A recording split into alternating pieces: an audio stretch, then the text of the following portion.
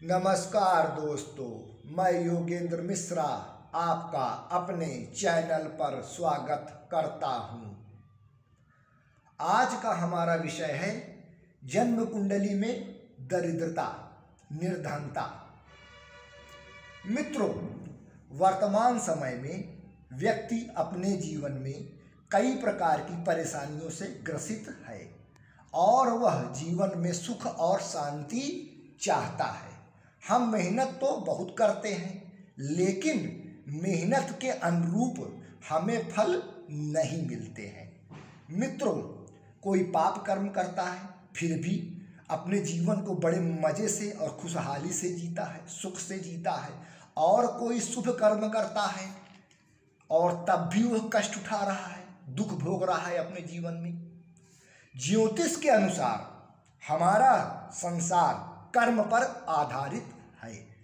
अच्छे कर्म करोगे तो आपको अच्छा फल मिलेगा, और अगर आप बुरा कर्म करोगे तो आपको बुरा फल मिलेगा।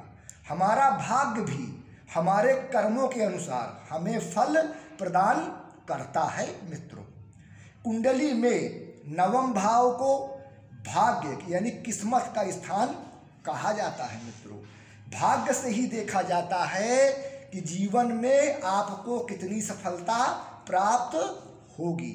मित्रों, व्यक्ति की कुंडली में कई ऐसे शुभ योग होते हैं जो जीवन में अपार सफलता दिलाते हैं, बल्कि कुछ ऐसे योग होते हैं जो व्यक्ति को असफलता और दरिद्र बनाते हैं। मित्रों, मैंने आपके सामने चार्ट पेपर में जन्म कुंडली बना के रखा है। मित्रों, आप देख रहे हैं आपके सामने, मैं आपको बता रहा हूँ, ये लग्न लिखा हुआ है। मित्रों, लग्न भाव है, इसको प्रथम भाव कहते हैं। ये पहला भाव है। मित्रों, ये आपका दूसरा भाव है, ये आपका तीसरा भाव है, ये आपका चौथा भाव है, ये आपका पांचवा भाव है, ये आपका छठा भाव है, ये आपका सातवां भाव है, ये आपका आठवां भाव है, ये आपका नौवां भाव है, ये आपका 10वां भाव है, ये आपका 11वां भाव है, और आपका मित्रों ये 12वां भाव है। मित्रों, जन्म कुंडली में 12 भाव होते हैं। मित्रों, दरिद्र योग, आज जो हमारा सब्जेक्ट है वो दरिद्र योग पे है। तो दरिद्र योग आपकी कुंडली में कितना प्रबल है, ये कुंडली के 11वें भाव यानी लाभ भाव और लाभ भाव के स्वामी ग्रह की स्थिति के अनुसार जो है होता है। मित्रों, स्थितियां तो बहुत होती हैं, दूसरे भाव को भी, 11वें भाव को भी, लग्न को भी, सबको चेक करना है, लेकिन मुख्य रूप से सबसे पहले आप जो है इनकम के भाव को देखिए, 11वें भाव को देखिए, 11वें भाव के स्वामी की स्थिति को देखिए, और इसके बाद फिर आप जो है दरिद्र योग का जो है निर्णय आप दीजिए। मित्रों, कुंडली में दूसरे भाव यानी धनेश, दूसरे भाव के स्वामी को धनेश कहते हैं। कुंडली में दूसरे भाव के स्वामी धनेश छठे, 8वें और 12वें भाव में। मित्रों, ध्यान समझिएगा, दूसरे भाव का स्वामी धनेश छठे भाव, 8वें भाव और 12वें भाव में हो, या छठे, 8वें, 12वें भाव के स्वामियों से किसी भी प्रकार का संबंध बना रहा हो, चाहे वो युति के द्वारा, चाहे वो दृष्टि के द्वारा, या दूसरे भाव का स्वामी राहु केतु से प्रभावित हो, पीड़ित हो, तो दरिद्र योग का निर्माण होता है। मित्रों, कुंडली में दूसरा भाव, छठा भाव, 10वां भाव और 11वां भाव आमदनी के भाव होते हैं। मित्रों, धन की स्थिति को यहाँ से देखा जाता है। दूसरा, छठा और 10वां और 11वां भाव, अगर ये भाव पीड़ित हो गए तो व्यक्ति को जीवन में आर्थिक समस्याओं का सामना बार बार करना पड़ता है। मित्रों, लग्न भाव, मित्रों ये आप देख रहे हैं, लग्न भाव, पंचम भाव और नवम भाव के स्वामी।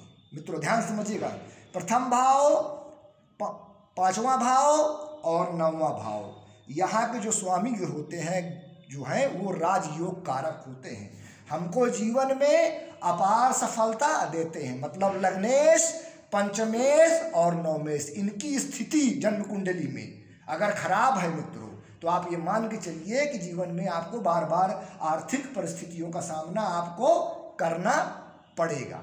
मित्रों, देवगुरु बृहस्पति जन्म कुंडली में छठे भाव में, आठवें भाव में और 12वें भाव में स्थित हो, नीच राशि में हो, शत्रु राशि में हो, पाप पीड़ित हो, तो दरिद्र योग का निर्माण होता है।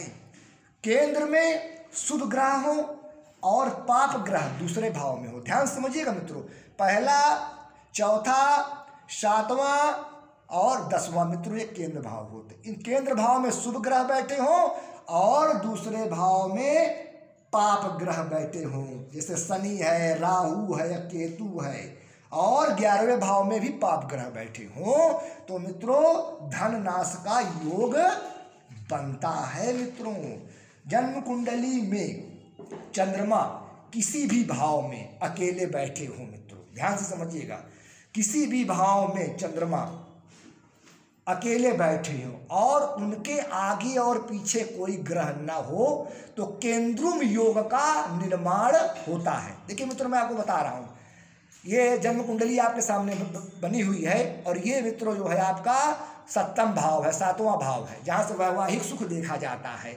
अब इस भाव में चंद्रदेव जो हैं अगर अकेले बैठे हों, इनके साथ कोई भी ग्रह युति बना के ना बैठा हो और इनके पीछे भी कोई ग्रह ना हो और इनके आगे वाले भाव में भी कोई ग्रह ना हो, यानी चंद्रमा के ना आगे कोई ग्रह हो ना पीछे कोई ग्रह हो, और चंद्रमा पे किसी भी ग्रह की दृष्टि ना पड़ रही हो, तो ये महा खराब योग कहा जाता है, बहुत दुर्भाग्यशाली योग कहा जाता है, निर्धनता का योग कहा जाता है। फिर से मैं आपको दोबारा समझा रहा हूँ मित्रों, जन्म कुंडली में चंद्रमा किसी भी भाव में अकेले बैठे हों और उनके साथ कोई भी ग्रह नहीं बैठा हो और चंद्रमा के आगे और पीछे भाव में कोई भी ग्रह ना बैठा हो और चंद्रमा पे किसी भी ग्रह की दृष्टि ना हो, तो केंद्रुम योग का निर्माण होता है। ऐसा व्यक्ति महादरिद्र होता है, वह अपना जीवन भिखारियों की तरह जीता है, व्यक्ति को गरीबी का जीवन जीना पड़ता है, धन के लिए सदैव संघर्ष करना पड़ता है। यह बहुत अशुभ योग होता है मित्रों। विशेष तौर पे मित्रों मैं आपको एक चीज बता दूं, अगर आपके धन भाव का स्वामी, दूसरे भाव का स्वामी और 11वें भाव का स्वामी छठे, 8वें, 12वें भाव में बैठे हों और राहु केतु से पीड़ित हों, तो धन नाश का योग बनता है।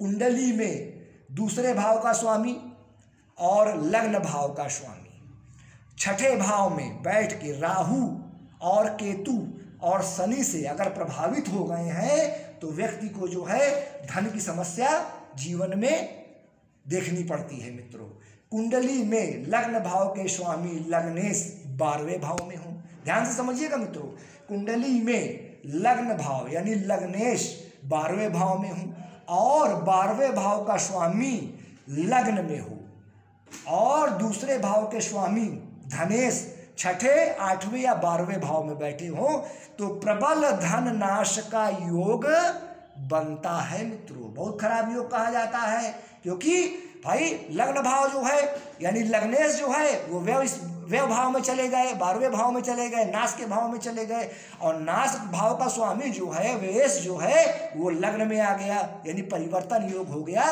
तो ये बहुत अशुभ योग कहा जाता है। मित्रों, धन का नाश होता है और व्यक्ति को जो है धन के लिए सदैव जो है संघर्ष करना पड़ता है।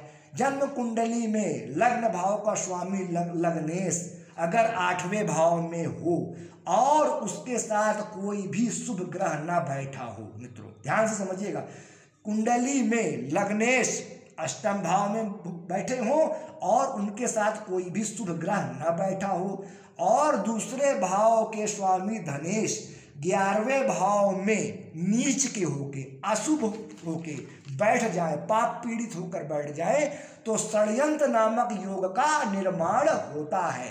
जिस भी व्यक्ति की कुंडली में यह योग होता है उसकी धन संपत्ति नष्ट होने की पूर्ण संभावना होती है। मित्रों, तो मित्रों आज मैंने कुछ जो है दरिद्रता के कुछ योग बताए हैं आपको, नेक्स्ट वीडियो में मैं फिर आपको बताऊंगा। नमस्कार।